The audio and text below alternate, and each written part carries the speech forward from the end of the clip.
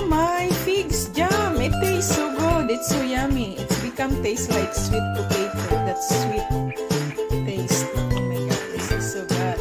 Guys, good morning. Good morning. So, because we have a lot of figs, we have 2 trays of figs.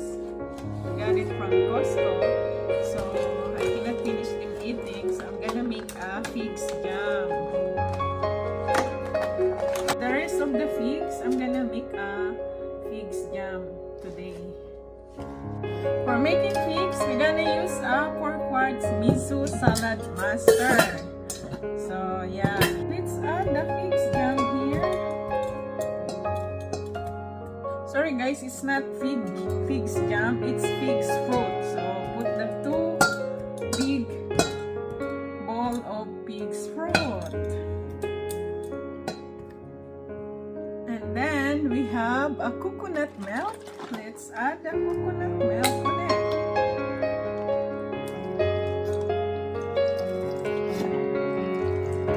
I'm just gonna use the whole, I think it's a 3/4 box.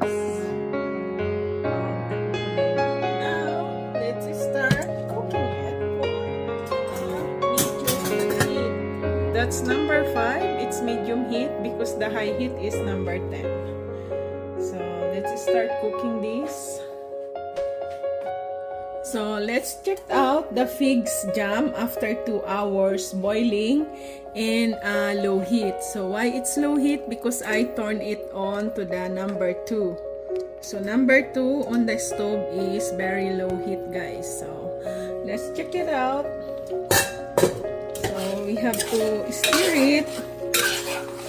So now it's the time you can add sugar on it. So it's up to you guys if you want to add white sugar, brown sugar, or black sugar, or whatever. So I'm gonna use coconut palm sugar to be more healthy. So 1, 2, 3, 4,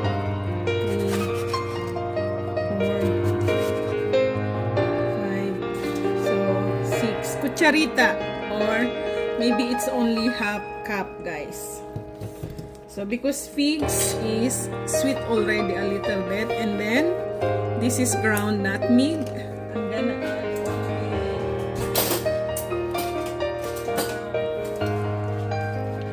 this is 1/8 teaspoon, so I'm gonna add 1/4 teaspoon of nutmeg. So 2 counts. So nutmeg. And then the next one is cinnamon, ground cinnamon. So same thing, I'm gonna add 1/4 teaspoon because this one is only 1/8 teaspoon. So I'm gonna make it 2 to become 1/8. And of course, when I make jam, I always include with salt. 1 pinch of salt, guys, or if you want 2 pinch, it's up to you guys. So now after you adding the sugar, all the ingredients, you have to stir it. And before that, before I forget, I'm trying to find where is my vanilla. So to make it smell so nice, the aroma of vanilla, it's gonna give more. So this is original vanilla, 100% vanilla from Mexico, guys. So I'm gonna add another 1/4 teaspoon of vanilla. So because this is not a lot of jam, so that's why I'm using only 1/4 teaspoon, 1/4 teaspoon.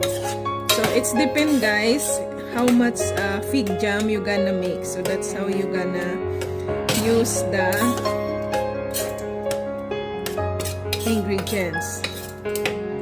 If you want a little bit sweeter, put more sugar.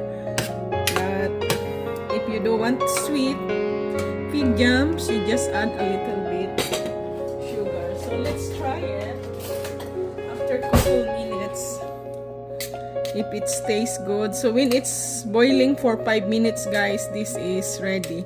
So only couple hours making a figs jam. It smells so good. Oh my god, I like the taste.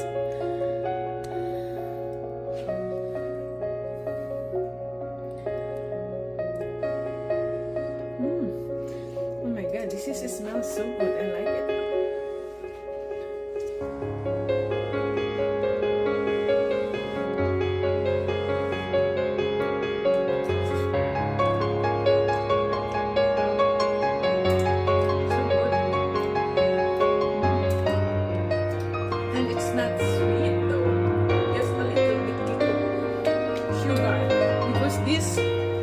This palm sugar I'm using, it's very healthy, guys. This is good for diabetic. And I add cinnamon as well, and not meat. So cinnamon is good for diabetic person as well.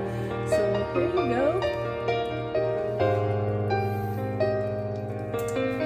And close the lid, so it's gonna be boiling for another 5 minutes, and you have your figs jam. After 30 minutes, additional 30 minutes to 2 hours cooking of figs jam. So let's check it out after adding the all kinds of additional ingredients. So let's check it out. Oh, wow, it's drying up already. And look at the coconut milk. It's turning to a oil. Nice. And let's try this one. How it's the taste of my figs jam.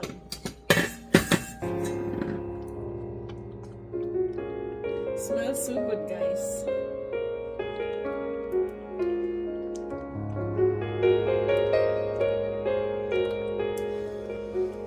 Has to blow because it's hot.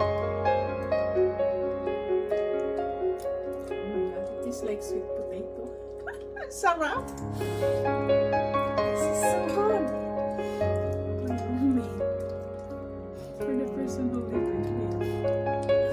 likes to eat it right away and said that it's so good. It's like a pudding. Oh my god, it's so yummy, guys! This is perfect. And it's become creamy. The jam.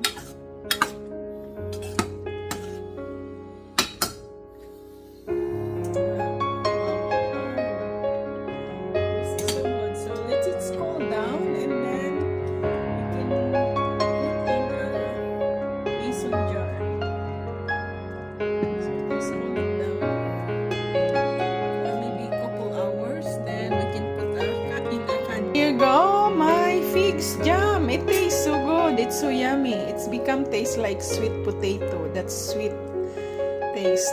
Oh my god, this is so good. Now it's scanning time. I tried to find where is my canning thing so it doesn't make a mess on my jar, but I couldn't find, so I'm just gonna use a cup. Still hot, guys, but it's good because it's gonna lock by itself.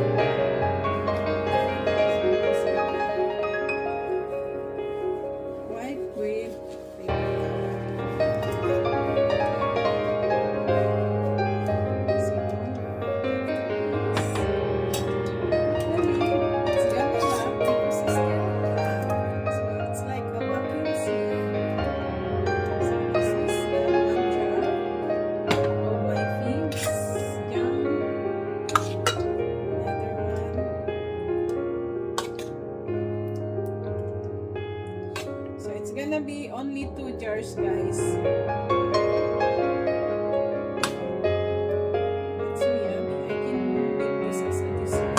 Sobra.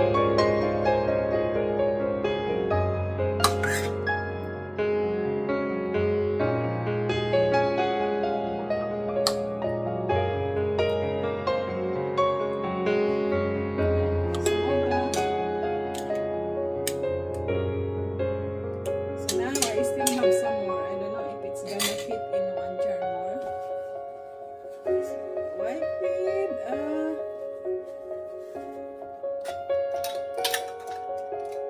So it's gonna be black or vacuum.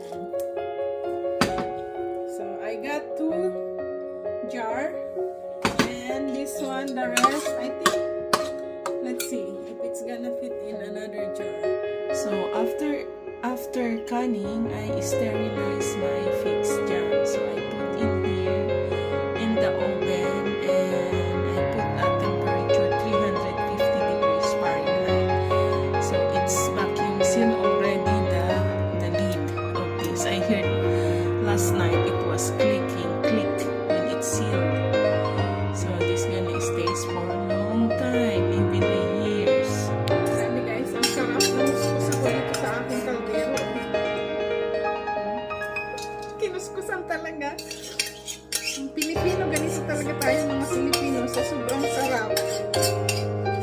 Talagang ang hinayang.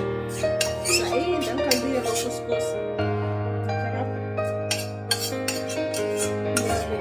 Lasang kamote na matamis na matamis. Super. Gusto ko ulit magawa nito. That's why my sister, this is her favorite, the fixed jam. Because before I send it back home, the fixed jam, and she said just send fixed jam, no blackberry. Sarap. Sarap ng kuskus. Diba guys? Grabe. Super. So these 3 jams, you can put in the fridge after it's cooled down. When you want it's cold, it stays cold, but it's okay to leave outside. It doesn't gonna bad for few months, even a year. It's still gonna stays like this, guys, because it's been cooking for almost 3 hours or more 3 hours. Yay! Sarap!